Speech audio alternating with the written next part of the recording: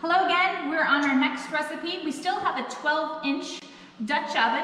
You can see with this one I've started to actually line it. So this is a gooey brownie recipe and I don't want to, well, let's just take a look. The bottom of this one is a little bit more worn and pitted and I haven't redone it or re-seasoned it. So I'm going to just line it so that we can just easily take out the messy ooey gooey stuff. When you line it, I would actually line it both ways. So I put one way in there, and then what I would want to do is do the same with the other side, okay? So kind of work around the handle and try and make those smooth as best you can so you're not getting aluminum pieces in your food later on. The kids don't like it if we accidentally do that. To the kids that come in the summertime. So just trying to be as careful as we can, really making that nice and smooth, okay? And we are making like gluten-free brownies, okay? Again, I am gluten-free, and so I try to pick recipes that I can eat as well. And this one is a recipe that we got offline actually, so we're kind of excited about that. We found our gluten-free brownie mix, and we're gonna open up that bag. All right, so we're putting our brownie mix in the pan here to mix up the bowl. All right, friends, we managed to get that bag open, and we've got the brownie mix here in the bowl. And now we're gonna do an egg and a little bit of vanilla. So we've got about a teaspoon of vanilla, and I've got a quarter teaspoon here. So we're just gonna do, I like to use real vanilla because of my allergy. Sometimes imitation is not GF, so I just use real vanilla. You can use whatever you have at home, it does not matter. Okay, so this is a quarter, so we're gonna make sure we do it 4 times. There's 1, 2, 3, 4. I love vanilla. It smells so good. It doesn't taste good. You cannot eat it by itself. Okay, we're gonna do 1 egg. Should have cracked the egg first. Okay, got it. So 1 egg, I'm breaking it open. Gonna put that right in the mix as well. And then we also need a little bit of butter. Okay, so we're putting on, so you can see our charcoals are a little ashy. We try to do too many things at once. Sometimes that happens. We didn't have this recipe ready to go. And so now we're gonna try and melt our butter, putting that right on top. And the Dutch ovens do have little stand, like little legs. Yeah, that really help with that. So I think there's like a little bit of ash on that. I'm gonna go get the lid, I'll be right back. Okay, so we're working on the top of this lid now. Still trying to melt that butter inside so that we can finish our brownie recipe this time. You can see our coals are much smaller, so it's a good thing we had extra coals. We'll add those extras to the top. I'll do a better job of spacing them out, sorry about that. And oops, gotta be careful if you have littles around when you're doing the charcoal, just because it is hot and they don't necessarily understand that they're hot because they don't look hot. They're not glowing anymore, especially at this stage. So just trying to make sure you're careful and let them know what's going on and be a part of the process. Normally I would need 23 on the top and bottom. And you can see these over here on the other side are doing okay, but mine are kind of little.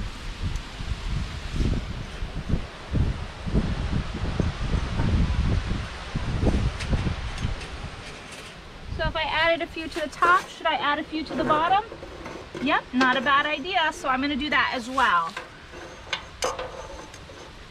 I have to be careful when I do that, so that I don't, oh man, there's a whole bunch of ash at the bottom. So I don't burn anything that's inside. Okay, we're gonna remove that lid. Check on that butter melting. We've got a little lid stand over here that I just set that on. And we're gonna, oh sorry, do you need a better look at that? Perhaps? I will take a look over here at this lid stand. Got a couple different ones, yeah. I do. That helps out. So we're doing a good job of melting that butter. We're gonna put a little bit in as we go. And Heather's being really careful as she's stirring it that she doesn't accidentally like break the tin foil or anything like that. Yep, that is a trickier one with this. And I want to make sure I use the moisture of that butter. We may have to improvise if not.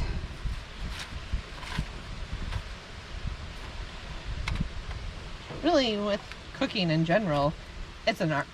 You just kind of improvise no matter what, right? I mean, if something isn't looking quite right, you might add a little more of something else. Yeah, and we're gonna put some other things on here. You'll never know if it's dry. You wouldn't even know if it's gluten-free. So yeah, they're gonna be fairly gooey if we can get it all stirred up. Voila! We have gotten it to a state where it looks like a brownie. There's a little blop of butter right there that'll help that mix in as we go. And we're gonna add a few other ingredients to the top.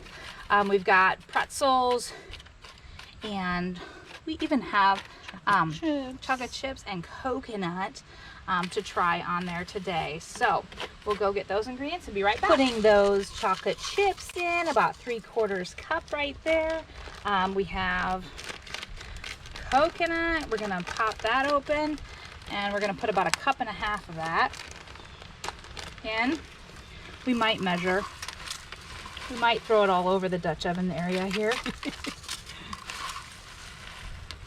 If you don't like coconut, you can obviously leave that out.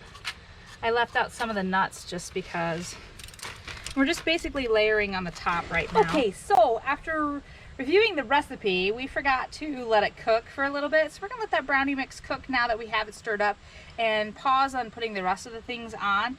I'm sure those chocolate bits will soak in just fine, and the coconut will be fine. But before we put the other pretzels and whatnot, we'll let this cook up. We're checking on this.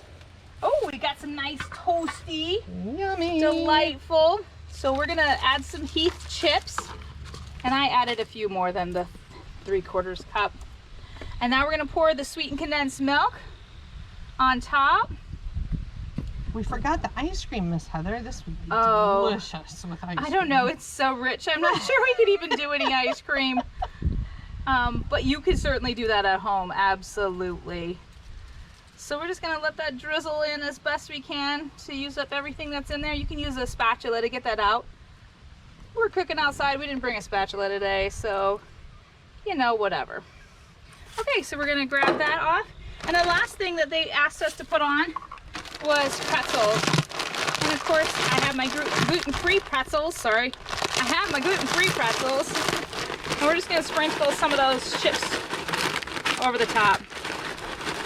Again, you could do this more efficiently in your own kitchen than maybe we're doing here, but you get the idea, right, my friends? Okay, we're gonna put a few of the bits that got stuck in the bag and put those right on top. And it says just to cover it, essentially, I think it was what it said. At least that's what I'm going with. Okay, we're gonna put that back on and cook it for another 30 minutes or so, just to let everything be ooey gooey and settle in. All right, this is what our brownies look like. We'll put a knife in them here shortly and check them out, but basically they're done cooking for now, so we'll show you what they look like when we start to enjoy them. Look at that delicious brownie Miss Heather made. Oh, it looks so rich and ooey and gooey and yummy. I can't wait to try.